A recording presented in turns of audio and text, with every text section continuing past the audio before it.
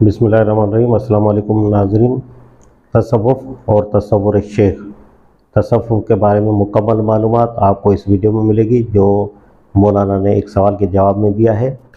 बिस्मिल्लाहिर्रहमानिर्रहीम। अस्सलाम वालेकुम। तसव्वुफ़ और तसव्वुर शेख। सवाल: मैंने पूरे अखलास व दियानत के साथ आपकी दावत का मुताला किया है। बावजूद सलफ़ुल मुशर्रफ होने के आपकी तहरीक इस्लामी का अपने आप को अदना खादिम और हमदर्द तस्वर करता हूँ और अपनी बिसात भर उसे फैलाने की जद्दोजहद करता हूँ। हाल में चंद चीज़ें तसव्वुफ़ और तसव्वुर शेख से मुतल्लिक़ नज़र से गुजरी जिन्हें पढ़कर मेरे दिल व दिमाग में चंद शकूक पैदा हुए हैं। आप अजमी बिद्दात को मुबाह करार देख रहे हैं, हालांकि अब तक का सारा लिटरेचर उनके खिलाफ ज़बरदस्त एहतजाज रहा है, जबकि हमारी दावत का महवर ही फ़रीज़ अकामत दीन है। तो अगर हमने खुदा न खासा किसी बिद्दत को अंगेज़ किया तो इसके मायने ये होंगे कि सारी बिद्दात को तहरीक में घुसाने का मौका दे दिया गया। आप बराए करम मेरी इन मारूज़ात पर गौर करके बताइए कि किताब व सुन्नत की रोशनी में तसव्वुफ़ और तसव्वुर शेख के मुतल्लिक़ आपके क्या ख़यालात हैं और फ़ी नफ्सा ये मसलक क्या है। उम्मीद है कि तर्जुमान में पूरी वजाहत करके मशकूर फरमाएंगे।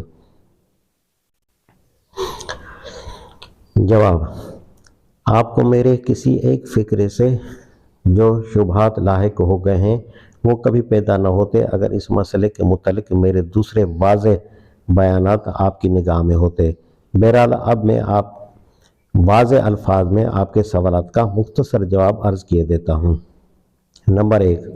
तसव्वुफ़ किसी एक चीज़ का नाम नहीं है बल्कि बहुत सी मुख्तलिफ़ चीज़ें इस नाम से मौसूम हो गई हैं। जिस तसव्वुफ़ की हम तस्दीक करते हैं वो और चीज़ है, जिस तसव्वुफ़ की हम तरदीद करते हैं वो एक दूसरी चीज़, और जिस तसव्वुफ़ की हम इस्लाह चाहते हैं वो एक तीसरी चीज़। एक तसव्वुफ़ वो है जो इस्लाम के इब्तदाई दौर के सूफिया में पाया जाता था, मसलन फ़ज़ल बिन अयाज़, इब्राहिम बिन अदहम, मारूफ करखी वगैरह। हम इसका कोई अलग फ़लसफ़ा न था, उसका कोई अलग तरीका न था, वही अफ़कार और वही अशगाल व आमाल थे जो किताब व सुन्नत से माकूस थे, और इन सब का वही मकसूद था जो इस्लाम का मकसूद है, यानी अखलास अल्लाह और तवज्जो इल्लल्लाह। और उनको इसके सिवा कोई हुक्म नहीं दिया गया था कि अल्लाह की बंदगी करें और अपने दीन को उसके लिए खालिस करके बिल्कुल यकसू होकर।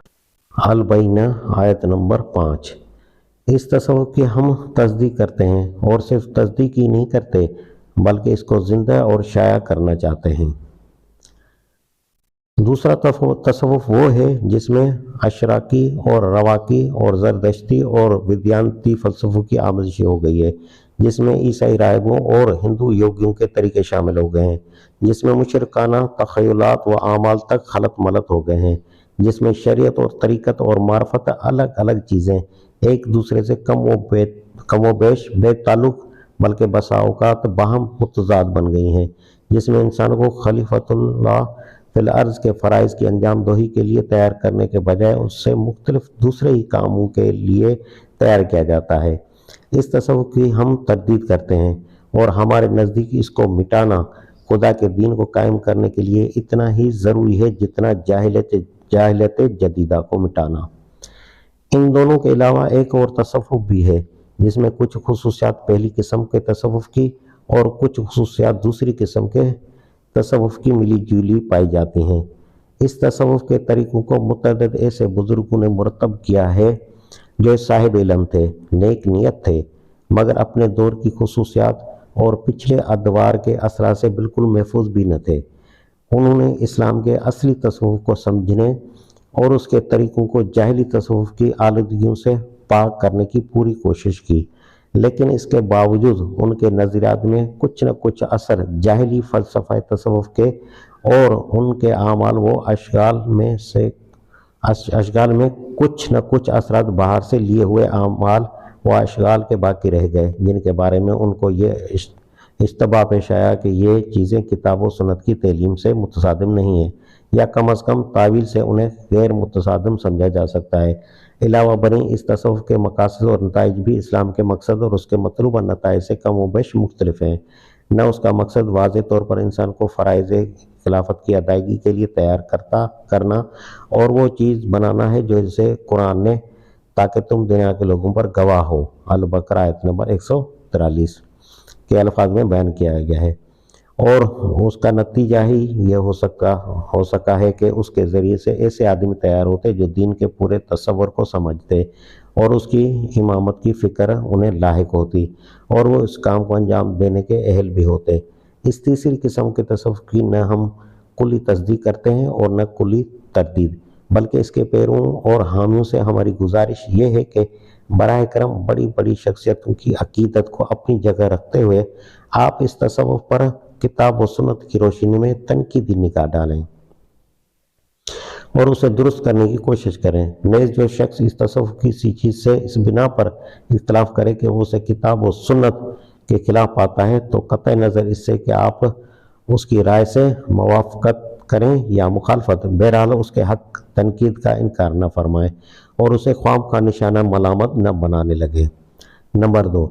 تصور شیخ کے بارے میں میرا موقف یہ ہے کہ اس پر دو حیثیتوں سے گفتگو کی جا سکتی ہے، ایک بجائے خود ایک فعل ہونے کی حیثیت، دوسرے ایک ذریعہ تقرب اللہ ہونے کی حیثیت۔ پہلی حیثیت میں اس فعل کے صرف جائز یا ناجائز ہونے کا سوال پیدا ہوتا ہے، اور اس کے فیصلے کا انحصار اس سوال پر ہے کہ آدمی کس نیت سے یہ فعل کرتا ہے۔ ایک نیت وہ ہے جس کی تشریح حکیم عبدالرشید محمود صاحب نے اپنے مضمون میں کی تھی، اس نیت کا لحاظ کرتے ہوئے اسے حرام کہنے کے سوا چارہ نہیں ہے۔ دوسری نیت وہ ہے جس کی تشریح مولانا ظفر احمد صاحب نے کی، اس نیت کا لحاظ کرتے ہوئے یہ مشکل ہے کہ کوئی فقیہ اسے ناجائز کہہ سکے۔ اس کی مثال ایسی ہے جیسے میں کسی شخص کو کسی اجنبیہ کے حسن کا نظارہ کرتے ہوئے دیکھوں اور اس حرکت کی غرض وہ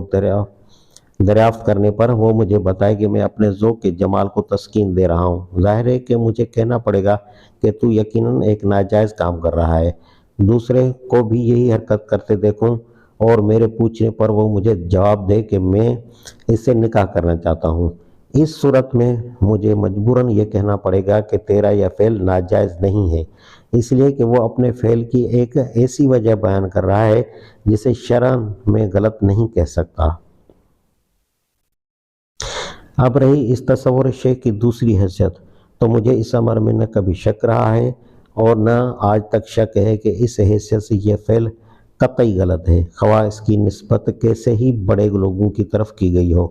میں کہتا ہوں کہ اللہ سے تعلق پیدا کرنے اور بڑھانے کے ذرائع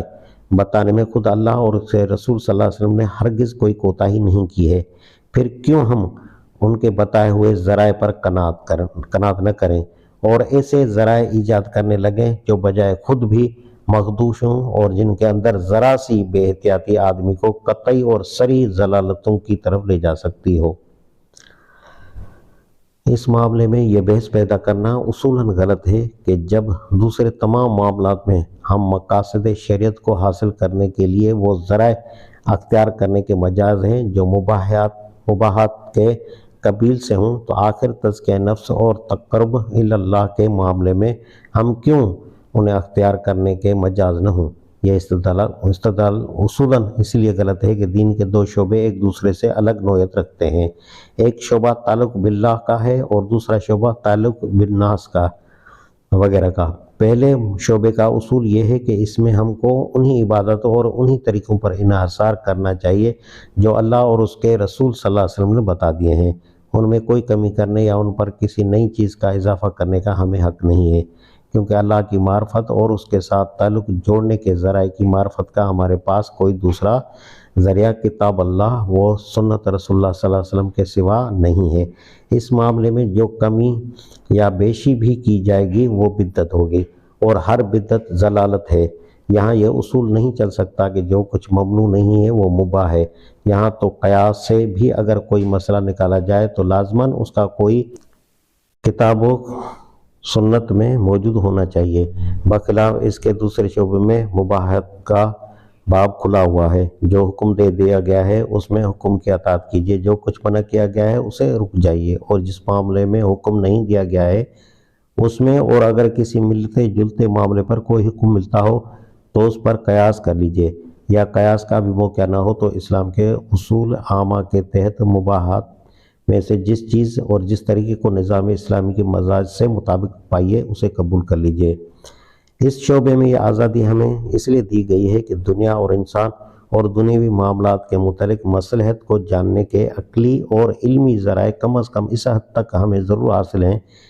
کہ کتاب اللہ اور سنت رسول اللہ صلی اللہ علیہ وسلم کی رہنمائی سے مستفید ہونے کے بعد ہم خیر کو شر سے اور صحیح کو غلط سے ممیز کر سکتے ہیں۔ بس یہ آزادی صرف اسی شعبے تک محدود رہنی چاہیے، اسے پہلے شعبے تک وسیع کر کے اور جو کچھ ممنوع نہیں ہے اسے مباح سمجھ کر تعلق باللہ کے معاملے میں نئے نئے طریقے نکالنا یا دوسروں سے اخذ کر کے اختیار کر لینا بنیادی طور پر غلط ہے۔ اسی غلطی میں مبتلا ہو کر نصارہ نے رہبانیت اختیار کر لی تھی، جس کی قرآن میں مذمت کی گئی۔ تو ناظرین دیکھ لیا آپ نے کہ مولانا نے کس طرح کا جواب دیا ہے۔ تو اسی طرح کسی اگلے سوال تک کے لیے مجھے اجازت دیجیے۔ اللہ حافظ۔